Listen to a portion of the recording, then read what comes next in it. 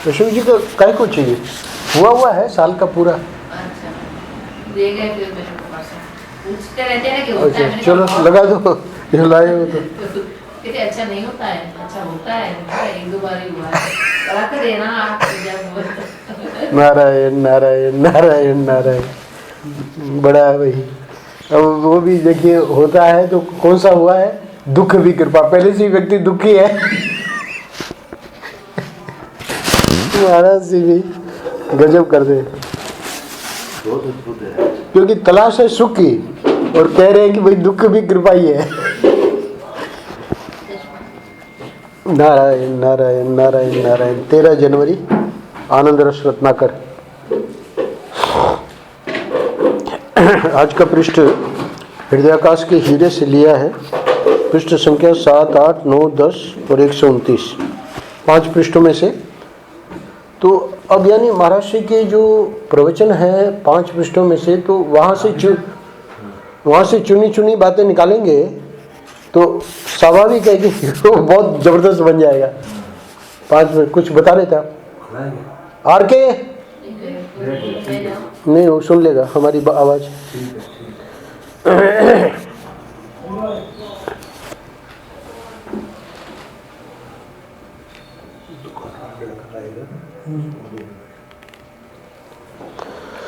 नारायण नारायण नारायण नारायण।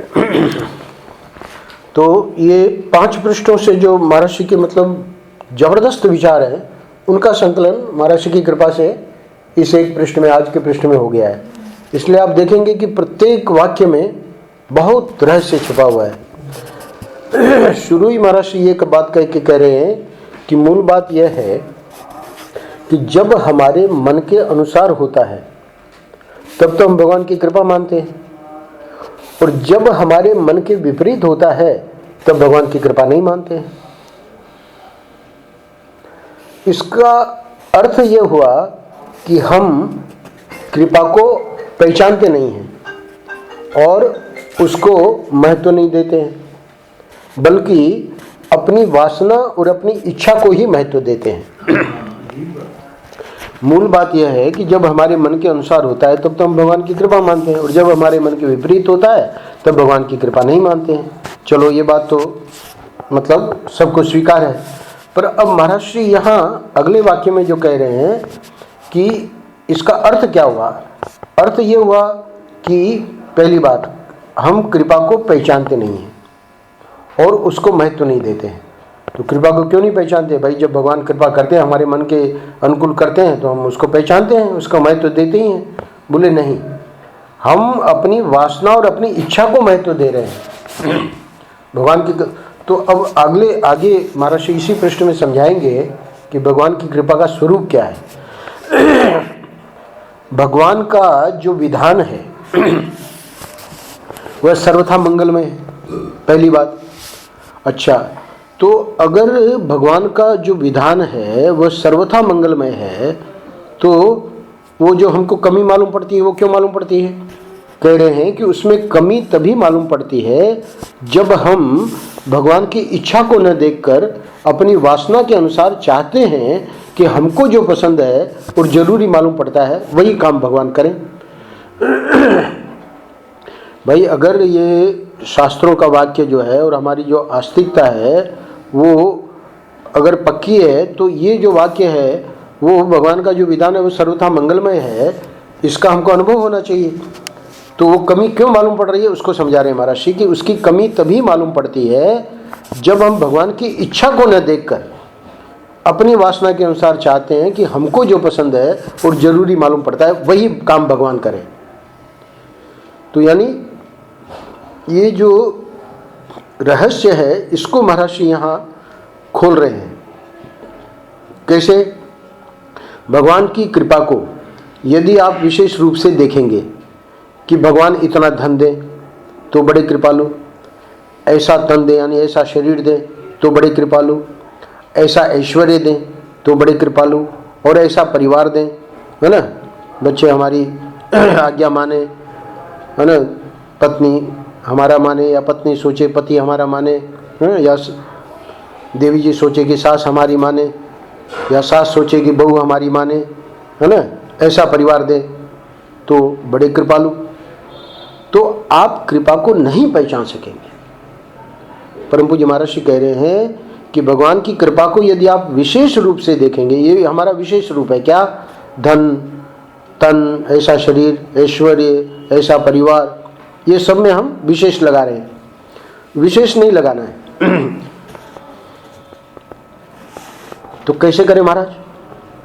आगे समझा रहे हैं। जब भगवान हमारे मन का न करके अपने मन का करते हैं, तब उसमें हमारी ऐसी तैयारी होनी चाहिए कि हम अपने अहम से, अपने अभिमान से, अपनी ममता से, वह अपनी इच्छा से, 4 बातें बता रहे हैं। ये हमारा अहम, हमारा मम, अहमता, ममता, और 2 चीज़ें और, अभिमान और इच्छा। तो अहमता, ममता और अभिमान और जो इच्छा है, ये हमको बाध्य करती हैं, विवश करती हैं किस चीज़ के लिए? कि हमारी मन की होवे। पर महाराज जी कह रहे हैं कि जब भगवान हमारे मन का न करके अपने मन का करते हैं, है ना, यानी हमारे मन के प्रतिकूल हो गया, तब उसमें हमारी ऐसी तैयारी होनी चाहिए। कैसी तैयारी? अपना वो अहमता, ममता, अपना अभिमान, अपनी इच्छा, उससे भी ज़्यादा भगवान की इच्छा का आदर करें। यानी सूत्र दे रहे हैं। सूत्र क्या है कि इस समय हम अपनी इच्छा का आदर ही करना जानते हैं। भगवान की तो बात छोड़ो, सामने वाली की भी, यानी पत्नी पति की इच्छा का आदर करे, पति पत्नी की इच्छा का आदर करे, है ना, बहू सास का आदर करे या सास बहू का आदर करे, ये भी तो नहीं बन रहा है ना। और भगवान की इच्छा का आदर करना, ये तो और बहुत बड़ी बात है। क्यों? क्योंकि भगवान जो करेंगे, वो महर्षि ने कहा कि भगवान का जो विधान है वो सर्वथा मंगलमय है। वो तो हमको समझ में ही नहीं आ रहा, इसलिए शुरू में कह दिया कि इसका अर्थ यह हुआ कि हम कृपा को पहचानते नहीं हैं और उसको महत्व नहीं देते हैं। तो कृपा को हम कैसे पहचानें और कैसे महत्व दें, उसका सूत्र यह है, क्या? कि भगवान की इच्छा का आदर करना हम सीख जाएं। यानी अपनी अहमता, अपनी ममता, अपनी इच्छा और अपना अभिमान, इसी को लेकर जो हम अपना जीवन निर्वाह कर रहे हैं, वो बिल्कुल गलत है। तो बोले फिर क्या करें? भगवान तो हमेशा लगता है कि कोई जो सोच रहे हैं उसका उल्टा ही कर रहे हैं। नहीं, ऐसा नहीं है। क्यों? क्योंकि इस वाक्य को हमेशा ध्यान में रखना है, भगवान का जो विधान है वो सर्वथा मंगलमय है। यानी भगवान जो भी हमारे सामने घटना ला रहे हैं, आगे बताएंगे स्वयं महाराज श्री, वो हमारे कल्याण के लिए ला रहे हैं। तो फिर कैसे आदर करें? आदर करके ये अपने मन ही मन हमको कहना चाहिए कि ये तो भगवान ने बहुत बढ़िया किया, जो आज अपने मन का तो किया। ये जब हम अपने करने लगेंगे, ये सूत्र दे दिया महाराज ने, तब जाके ये परिवर्तन आएगा। कैसे? अब इसको और स्पष्ट करके समझाते हैं। भगवान की ओर से जो आता है उसमें भगवान का हाथ देखिए। अच्छा, तो भगवान की ओर से जो आता है उसमें भगवान का हाथ देखिए का क्या मतलब है? तो इसके लिए एक और जबरदस्त बात है। वो क्या है? वो इस पृष्ठ में हमको अंडरलाइन कर लेना चाहिए कि भगवान के पास 3 बातें जो हैं वो किसी में भी नहीं है। भगवान एक तो सर्वज्ञ हैं, दूसरे भगवान सर्वशक्तिमान है, और तीसरे भगवान दयालु हैं। तो ऐसा जो होता है व्यक्तित्व, जो कि सब कुछ जानता है हमारी बात, और उसमें सर्वशक्ति है, मतलब वो जो चाहता है वो कर भी सकता है, और चलो जानता भी है, शक्ति भी है, पर दया न हो तो? बोले नहीं, परम दयालु, दयालु नहीं परम दयालु है। तो ऐसे ये 3 बातें जो महाराज ने भगवान के बारे में बता दी है, उससे हमको ये बात समझ में आवेगी कि भगवान की ओर से जो आता है उसमें भगवान का हाथ देखिए। क्योंकि वो सर्वज्ञ हैं, सर्वशक्तिमान है और परम दयालु है, इसलिए वो हमारे मंगल के लिए कर रहे हैं। तो मंगल के लिए कर रहे हैं, तब जाके हमारा ये आदर बनेगा कि भाई भगवान की इच्छा का आदर करना है और उसी को महत्व देना है। तो अब आगे देखिए क्या होता है। वे जो क्रिया हमारे सामने भेजते हैं, जो वस्तु भेजते हैं, जो भोग भेजते हैं, जो परिवार भेजते हैं, उन सब में उनकी कृपा ही भरपूर रहती है। परम पूज्य महाराज जी समझा रहे हैं, क्रिया हमारे सामने भेजी, हमको पसंद नहीं आई। क्रिया भेजी मतलब कि भाई अब हुजरी का काम करो। नहीं, हम तो अपना इतना करते थे, इतना है एजेंसी वगैरह, और क्या हमारे ठाट बाट थे, और कैसे लोग हमारे चरण छूते थे, है ना। अब ये होजरी में बैठ के क्या है, नहीं, वे जो क्रिया हमारे सामने भेजते हैं, है ना, भाई आप तो डॉक्टर थे और अब आप ये सन्यासी बन के क्या कर रहे हैं, नहीं, वो क्रिया ठाकुर जी ने भेजी है ना।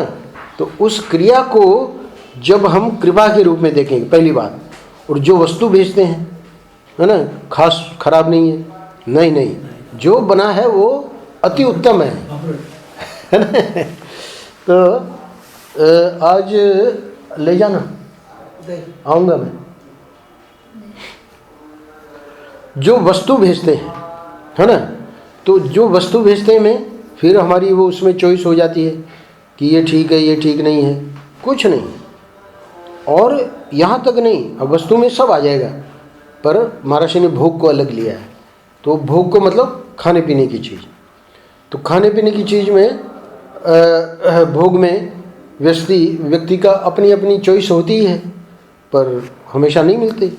कल बाटी चूरमा और क्या क्या, है ना, आनंद ले रहे थे, हमको याद कर रहे थे, अरे बोले कम से कम गोपालगढ़ आके बुला लेते, ले जाते वहाँ से।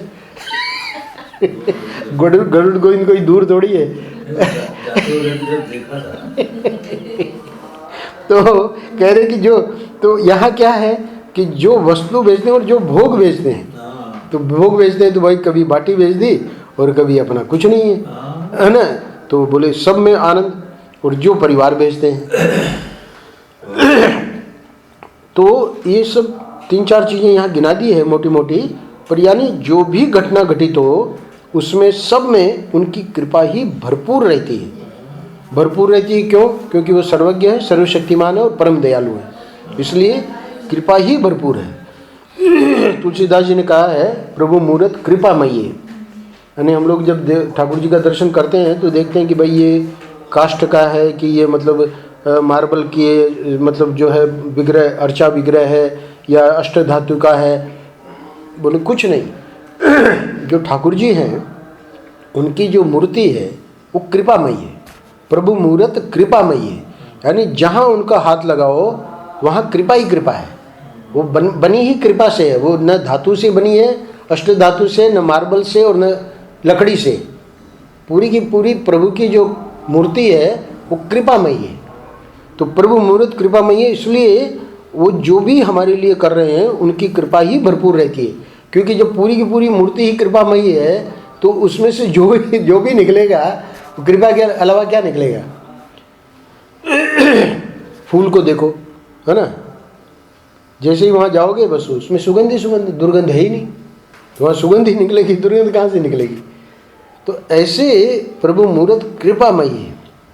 ये तुलसीदास जी ने जब लिखा तो इसलिए महाराज जी कह रहे हैं कि जो भी चीज़ हमारे जीवन में आती है उसमें सब में उनकी कृपा ही भरपूर रहती है। भरपूर रहती है मतलब हमको तो ढूंढनी पड़ती है कि कृपा है कि नहीं, पर महाराज जी कह रहे हैं कि अगर वो दृष्टि मिल जाए। हनुमान जी को पूछा, लोग जो है उनको बांध दिया वहाँ लंका में, और राक्षस लोग उसको ले जा रहे थे हनुमान जी को वहाँ रावण के पास। तो कोई लात लगावे, कोई कुछ करे, कोई, है ना, बड़ा मतलब उनका तिरस्कार और बड़ा कहना के अपमान। तो वहाँ तुलसीदास जी बहुत बढ़िया लिखते हैं कि हनुमान जी को पूछा गया कि भाई ये तो तुम राम जी के दूत हो, है ना, गाड़ी की चाबी मांग रहे हैं।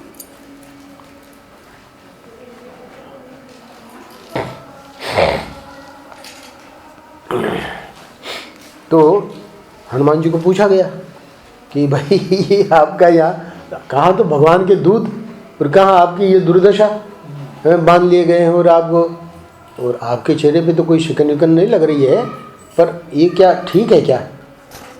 बोले कि आपको इसमें शर्म तो आ रही होगी, लज्जा तो आ रही होगी। बिल्कुल नहीं। बोले कि इसमें कोई लज्जा नहीं है। क्यों? नहीं मोह लाजा करन चाहूँ प्रभु के में काजा। मैं प्रभु का कार्य करना चाह रहा हूँ, इसलिए इसमें मुझे कोई लज्जा नहीं है।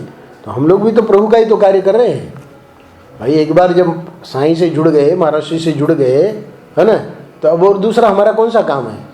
बोले नहीं, ये तो गृहस्थी का काम है, वो जो भजन कर रहे हैं वही, है ना, साईं का काम है। साईं ने यहाँ कैसे कहा? साईं ने कभी ऐसे नहीं कहा कि भाई गृहस्थी का काम जो है वो तो आप लोगों का संसारी काम है और ये जो है ये परमार्थ है।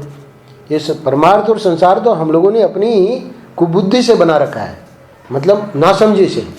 हम समझते ही नहीं है कि भाई करण चाहूँ प्रभु के में काजा, यानी ये भी जो कार्य है वो प्रभु का है। पहले हमारा था जब हम साईं से नहीं जुड़े थे, पर आप लोग तो बचपन से ही जुड़े हुए हो, है ना।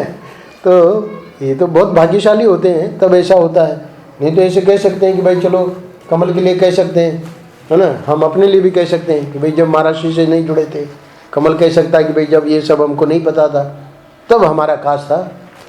अब अपना चाहे अपना कोचिंग करे या चाहे अपना प्रॉपर्टी का काम करे और चाहे अपना और दूसरा कुछ काम करे, है ना।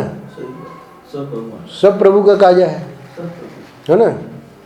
आप कहेंगे प्रभु का काज कैसे है ना। तो प्रभु का काज इसलिए है कि उसमें नाम स्मरण जो है निरंतर चलता रहे, है ना।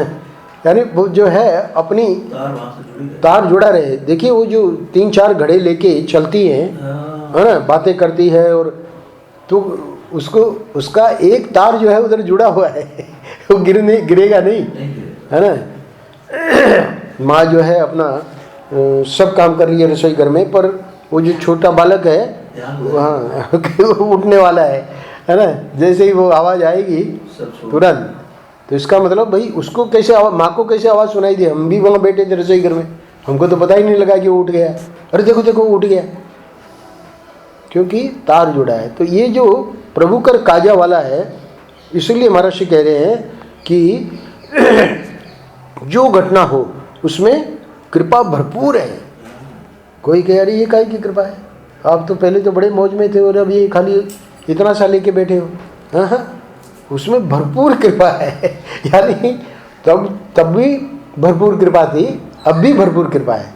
ऐसा नहीं कि पहले कृपा थी और अब कृपा नहीं है ना।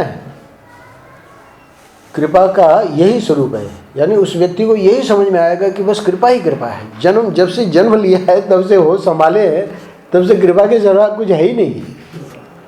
ये भरपूर कृपा का अर्थ बहुत बहुत मतलब गहरा है। अच्छा, अब पूरा करो।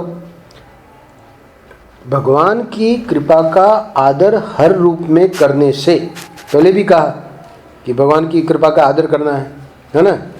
भगवान की इच्छा का आदर करें, तो फिर से महर्षि दोहरा रहे हैं, भगवान की कृपा का आदर हर रूप में करने से।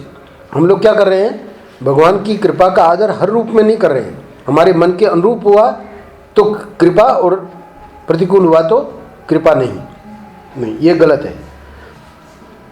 इसलिए अब तक जो समझाया उसका अब समेट रहे हैं। भगवान की कृपा का आदर हर रूप में करने से भगवान की कृपा का अनुभव होने लगेगा। उसमें अपनी इच्छा की प्रधानता न रखकर भगवान की इच्छा की प्रधानता रखनी चाहिए। जो बात अब तक समझाई है उसी को 2 वाक्यों में फिर से दोहरा दिया। अब प्रश्न ये उठा कि ये जो बातें आप कह रहे हो, ये आप अपने मन से कह रहे हो या शास्त्रों में भी है? बोले छोड़ो, भक्ति तुम करते हो तो भक्ति का सिद्धांत भी यही है, और अगर तुम विचार करते हो, वेदांती हो तुम, तो वेदांत का भी सिद्धांत यही है। अरे तब तो गजब हो गया। यानी हम तो इतने दुखी हो रहे हैं और आप कह रहे हो कि भक्ति का भी सिद्धांत यही है और वेदांत का भी सिद्धांत यही है, जो अभी अभी आपने निरूपण किया। तो ये कैसे हमको नई बात समझ में आई? तो समझा रहे हैं, हम अपनी इच्छा को जितना जितना शिथिल करते जाएंगे उतना उतना अपने स्वरूप की अनुभूति के पास पहुंचते जाएंगे। तो भक्त के लिए तो कोई ज़्यादा परेशानी नहीं हुई, वो तो समझ गया, पर वेदांती को समझ में नहीं आई बात। तब उसको समझा रहे हैं कि देखो, तुम इच्छा को जितना प्रबल रखोगे, है ना, उतना उतना तुम जो है वेदांत तुम्हारे कुछ पल्ले नहीं पड़ेगा। पर जैसे जैसे इच्छा को शिथिल करोगे उतना उतना अपने स्वरूप की अनुभूति के पास पहुंचते जाएंगे। वेदांतियों की, श्याम जी, जो समस्या है वो यही है, स्वरूप की अनुभूति नहीं हो रही है। सुन तो रहे हैं, बहुत 3 साल से सुन रहे हैं, विवेक चूड़ामणि भी सुनी, है ना, और क्या क्या सुना बहुत सारे सुनाया, विवेक चूड़ामणि सुनाई, तब तो बहुत सुनाया, पंचदशी कर रहे हैं, है ना। फिर कह रहे हैं स्वरूप की अनुभूति नहीं हो रही है। तो कह रहे हैं कि स्वरूप की अनुभूति कब होगी? जब हम अपनी इच्छा को जितना जितना शिथिल करते जाएंगे, वो देवी जी थी ना, तो डॉक्टर ने बताया वजन कम करने के लिए कि ये करो, तो वो और उसने ऑर्डर कर दिया। तो हमेशा का भोजन तो चल रहा है और उसका और कर लिया, वजन और बढ़ गया। तो इच्छा तो शिथिल कर नहीं रहे, तो स्वरूप की अनुभूति कैसे होगी? मतलब उसी की बात नहीं है, हमारी भी बात है ना। आप वेदांती हो क्या?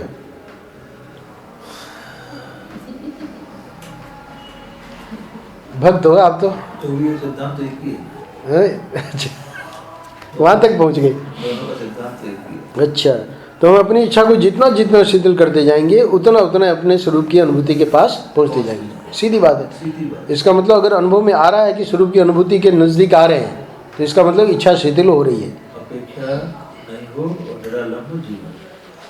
कहाँ से लाए?